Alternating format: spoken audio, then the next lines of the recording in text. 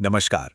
तो Canadian immigration को लेकर ना हाल ही में एक ऐसी अनाउंसमेंट हुई है जो जितनी इंटरेस्टिंग है उतनी ही कह सकते हैं रहस्यमयी भी।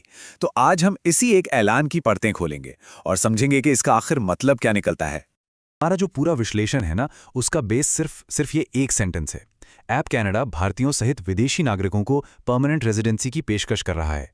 अब सुनने में ये बहुत स्ट्रेट फॉरवर्ड लग सकता है ना, पर इस एक लाइन में बहुत कुछ छिपा है और उससे भी ज्यादा गायब है। तो चलिए जरा इसकी गहराई में उतरते हैं। तो ऑफर तो सच कहूं सुनने में बड़ा जबरदस्त लगता है, लेकिन सवाल तो यही है कि ये हमें बताता क्या है असल में। तो इसको समझने के लिए हम इसे 3 पार्ट्स में तोड़कर देखेंगे। पहला, ये ऑफर आखिर है क्या। दूसरा, ये है किसके लिए। और तीसरा और शायद सबसे जरूरी, इसमें क्या क्या नहीं बताया गया है। तो चलिए सबसे पहले इस ऑफर को ही समझते हैं। देखिए, किसी भी इमिग्रेशन अनाउंसमेंट का जो सबसे इंपॉर्टेंट हिस्सा होता है वो होता है उसका कोर प्रॉमिस। तो इस अनाउंसमेंट के दिल में क्या है? इस ऑफर का जो कोर है वो एक बहुत पावरफुल टर्म है, परमानेंट रेजिडेंसी, स्थायी निवास। ये कोई टेम्पररी वीजा या वर्क परमिट की बात नहीं हो रही है। ये कनाडा में एक नई जिंदगी शुरू करने का मौका है, और यही वो चीज है जो इस अनाउंसमेंट को इतना बड़ा बना देती है। तो सवाल उठता है कि ये परमानेंट रेजिडेंसी, जिसे हम पीआर भी कहते हैं, आखिर होता क्या है। देखिए, सिंपल शब्दों में कहें तो ये किसी देश में परमानेंटली रहने का अधिकार है, तब भी जब आप वहां के सिटीजन नहीं हैं।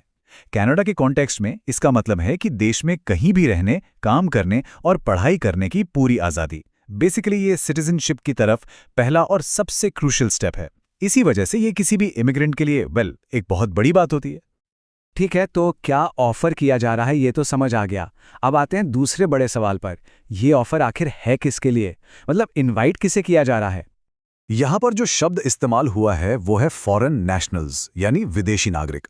अब लीगली ये एक बहुत ब्रॉड टर्म है, बहुत व्यापक।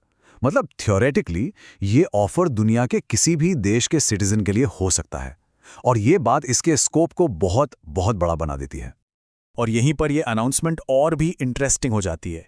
एक तरफ तो फॉरेन नेशनल्स जैसा ब्रॉड टर्म यूज किया गया, लेकिन दूसरी तरफ स्पेसिफिकली इंडियन नेशनल्स का जिक्र भी है। ये एक साफ साफ इशारा है कि शायद इस प्रोग्राम या ऑफर में भारतीयों पर एक स्पेशल फोकस रखा जा सकता है।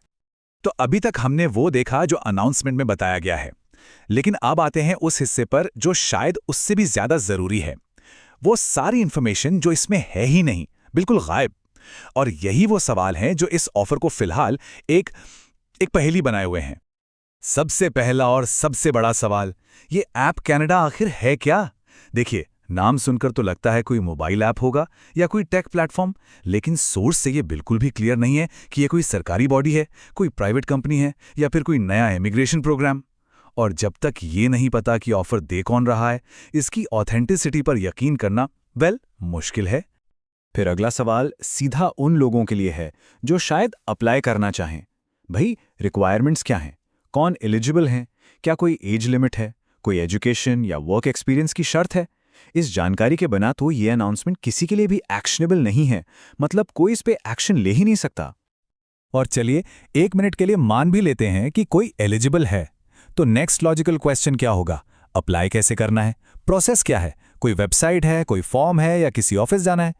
एप्लीकेशन प्रोसेस की डिटेल्स के बिना ये ऑफर सिर्फ एक आइडिया है, रियलिटी नहीं। और आखिर में a very important question, timeline का सवाल। हर ऑफिशियल प्रोग्राम की एक स्टार्टिंग डेट होती है, एक एंड डेट होती है। ये ऑफर कब शुरू हो रहा है और अप्लाई करने की लास्ट डेट क्या है? बिना टाइमलाइन के इस अनाउंसमेंट की अर्जेंसी और सीरियसनेस दोनों पर ही सवाल उठता है। तो ये तो हो गए वो सारे सवाल जिनके जवाब फिलहाल हमारे पास नहीं है। ऐसे में ये जरूरी है कि हम वापस फोकस उस पर लाएं जो हमें इस एक सेंटेंस से डेफिनेटली पता है। चलिए, जो फैक्ट्स हैं उन्हें एक साथ रखते हैं। तो इस पूरी अनाउंसमेंट को डीकंस्ट्रक्ट करने के बाद हाथ में क्या लगा? सिर्फ ये 4 बातें। पहली, ऑफर परमानेंट रेजिडेंसी का है। दूसरी, ये ऐप कनाडा नाम की किसी एंटिटी की तरफ से है। तीसरी, ये फॉरेन नेशनल्स के लिए है। और चौथी, इसमें इंडियन नेशनल्स का खास तौर पर जिक्र किया गया है। बस फिलहाल के लिए पूरी कहानी बस इतनी ही है। तो ये समझना बहुत जरूरी है कि ये अनाउंसमेंट कोई कंप्लीट रोड मैप नहीं है। इससे आप एक कहानी की एक इंटरेस्टिंग सी शुरुआत मान सकते हैं। ये बस एक स्टार्टिंग पॉइंट है, और असली डिटेल्स का सामने आना अभी बाकी है। तो कुल मिलाकर ये ऐलान एक बड़ी पहेली का बस पहला टुकड़ा है।